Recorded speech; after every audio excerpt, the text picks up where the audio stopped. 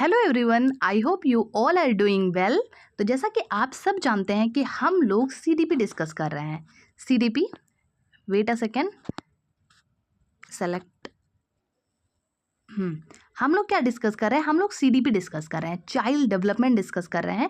किसके लिए? सीटेट के लिए, सीटेट 2025। जो बच्चे सीटेट 2025 देने वाले हैं उनके लिए हम लोग सीडीपी डिस्कस कर रहे हैं। तो देखिए, इससे पहले भी हमने बहुत सारे टॉपिक्स कवर किए हैं। जैसे हमने ग्रोथ का टॉपिक कवर किया है, ग्रोथ एंड डेवलपमेंट, ये दोनों टॉपिक हमने कवर किए हैं। और अब हम बहुत बड़ा चैप्टर पढ़ रहे हैं, दैट इज़ लर्निंग। ठीक है, लर्निंग हम पढ़ रहे हैं, अधिगम हम पढ़ रहे हैं, जो आपने सीटेट के सिलेबस में देखा होगा तो वहाँ आता है।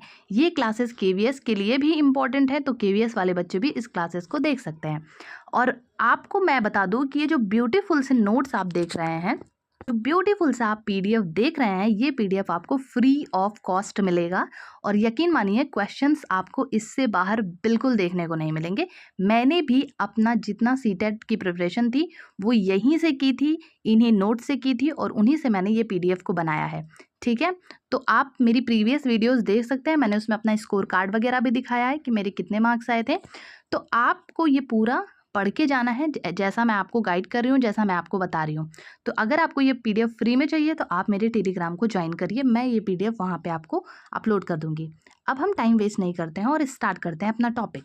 तो हमारा टॉपिक है अधिगम वक्र, मतलब लर्निंग कर्व।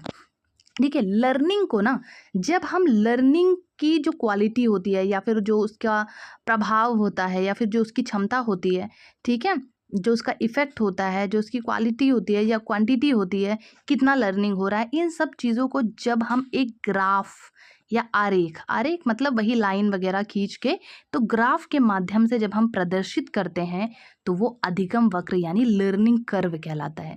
ठीक है, लर्निंग कर्व में न्यूनतम भी हो सकता है, मतलब लर्निंग कर्व जो है वो कम भी हो सकता है, ज़्यादा भी हो सकता है। ठीक है, और शून्य की स्थिति भी व्यक्त की जा सकती है। मतलब लर्निंग कर्व जो होता है ना, तो लर्निंग कर्व से क्या होता है कि हम हर कंडीशन को दिखा सकते हैं। लर्निंग की बहुत कम अगर लर्निंग है तो उसे भी शो करते हैं, और अगर बहुत ज़्यादा लर्निंग हो रही है तो उसे भी शो करते हैं। और अगर मान लीजिए शून्य की स्थिति है, मतलब बिल्कुल ज़ीरो लर्निंग है, कुछ बच्चा सीख ही नहीं रहा है, तो हम उसे भी क्या करते हैं, व्यक्त करते हैं, मतलब शो कर सकते हैं। तो what is learning curve? Learning curve क्या होता है? एक टाइप का ग्राफ होता है, ठीक है, जिसमें हम क्या प्रदर्शित करते हैं, हम ये रिप्रेजेंट कर पाते हैं कि बच्चे ने कितना सीखा है। ठीक है, और वो कैसे सीख रहा है, उसके सीखने की जो प्रोसेस है वो कैसी है, स्लो है, फास्ट है। ठीक है, तो चलिए स्टार्ट करते हैं। सबसे पहला कर्व, तो हमारा सबसे पहला जो कर्व है, देखिए वैसे तो अधिगम वक्र 4 प्रकार के होते हैं। ठीक है, तो सबसे पहला हमारा जो है वो है सरल रेखीय, straight line curve. Straight line curve, देखिए मैं आपको कर्व बोला है, इसमें सीखने की गति एक समान होती है, मतलब सीखने की गति एक समान होती है, ना ज़्यादा ना कम। देखिए कर्व ऐसे, ग्राफ ऐसे बनाया जाता है ना। देखिए ये ग्राफ मैं आपको बना के दिखा रही हूँ। यहाँ पे हम सीखने की गति लिखते हैं, ठीक है, हमारी जो सीखने की गति होगी, और यहाँ पे हम प्रैक्टिस लिखते हैं, मतलब अभ्यास को लिखते हैं, जो अभ्यास बच्चा कर रहा है, क्योंकि जितना प्रैक्टिस करेगा उतना ही सीखेगा। और यहाँ सीखने की गति क्या है? तो जब ये जो ग्राफ होता है ना, ये बिल्कुल स्ट्रेट होता है, बिल्कुल स्ट्रेट। इसका मतलब होता है सीखने की गति जो है वो बिल्कुल एक समान है, मतलब ना ज़्यादा है कहीं पे और ना कहीं पे कम है। बच्चा एक ही समान आप कह सकते हैं स्थिति से सीखता चला जा रहा है। ठीक है, तो कर्व ऐसे ही रिप्रेजेंट किया जाता है। ठीक, तो what is straight line curve? Straight line curve represent करता है कि जब सीखने की गति, मतलब जो सीखने की आपकी प्रोसेस है, सीखने की जो प्रोसेस है बिल्कुल एक समान है। ठीक है, यूनिफॉर्म पैटर्न है, सीधा वो जा रही है, ना बढ़ रहा है और ना घट रहा है। ठीक है, तो नेक्स्ट हम चलते हैं। नेक्स्ट जो हमारा है वो है इलिवेशन कर्व। ठीक है, उन्तोदर वक्र। इलिवेशन कर्व क्या होता है?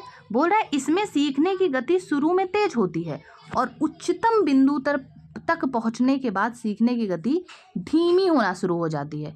ठीक है, बोल रहा है कि जो सीखने की गति, मैं कर्व बना के आपको दिखा रही हूँ, ये मान लीजिए कि कर्व है। ठीक है, तो इसमें क्या होता है, जो सीखने की गति होती है ना, सीखने की गति शुरू में तेज होती है, मतलब यहाँ से बिल्कुल तेज होती है, और उच्चतम बिंदु तक पहुँचने पर, जब ये धीरे धीरे ऊंचाई पर पहुँचता है, धीरे धीरे बच्चा सीखना ज़्यादा स्टार्ट करता है तो उसके बाद ये क्या हो जाती है, धीमी हो जाती है, ये कर्व डाउन होने लगता है। तो ये कर्व ऐसे ही बनता है, ठीक है। यहाँ पे आप वही अभ्यास लिखेंगे, मतलब प्रैक्टिस, अभ्यास यहाँ पे आप लिखेंगे, और यहाँ पे आपकी सीखने की गति, ठीक है, तो वो होगा। तो ये कर्व इस तरह से कुछ बनेगा, ठीक है। तो क्या होता है, आप क्या बताएंगे, इलिवेशन कर्व क्या होता है, इसमें सीखने की गति शुरू में तो तेज होती है, इसमें सीखने की गति जो होती है वो शुरू में क्या होती है, तेज होती है, और उसके बाद वो धीमी होना शुरू हो जाती है, ठीक है। नेक्स्ट जो हमारा है concave learning curve. Concave learning curve में क्या होता है, इसमें शुरू में सीखने की गति धीमी होती है, ठीक है। जब बच्चा स्टार्ट करता है सीखना तो बहुत स्लो प्रोसेस से स्टार्ट करता है, धीरे धीरे स्टार्ट करता है, उसके बाद धीरे धीरे सीखने की गति तेज होना शुरू हो जाती है और वह उच्चतम स्तर की ओर बढ़ती है। जैसे मान लीजिए ये कर्व हमने बनाया है यहाँ पे, ठीक है। पहले जब बच्चा सीखेगा तो बहुत स्लो स्पीड से सीख रहा है, ठीक है। धीरे धीरे धीरे धीरे ये लर्निंग क्या होगी, बढ़ती रहेगी। तो ये कर्व कुछ इस तरह बनेगा, ये कर्व कुछ इस तरह से बनेगा, इस तरह से इस कर्व को रिप्रेजेंट किया जाएगा, ठीक है। आई होप आपको ये भी समझ में आ गया होगा। नेक्स्ट जो हमारा फोर्थ है हम वो है कि मिक्स्ड लर्निंग कर्व, मिश्रित अधिगम वक्र। ये जो होता है ना, ये जो होता है इसमें शुरू में अधिगम की गति तेज भी हो सकती है, ठीक है, तेज या धीमी दोनों हो सकती है, और अंत में अधिगम की गति तेज या धीमी दोनों हो सकती है। मतलब बच्चा हो सकता है कि तेज स्टार्ट कर रहा हो या फिर हो सकता है स्लो स्टार्ट कर रहा हो। मतलब आपने अभी इलिवेशन कर्व और कॉनकेव कर्व पढ़ा है ना, ये दोनों का मिला जुला रूप होता है।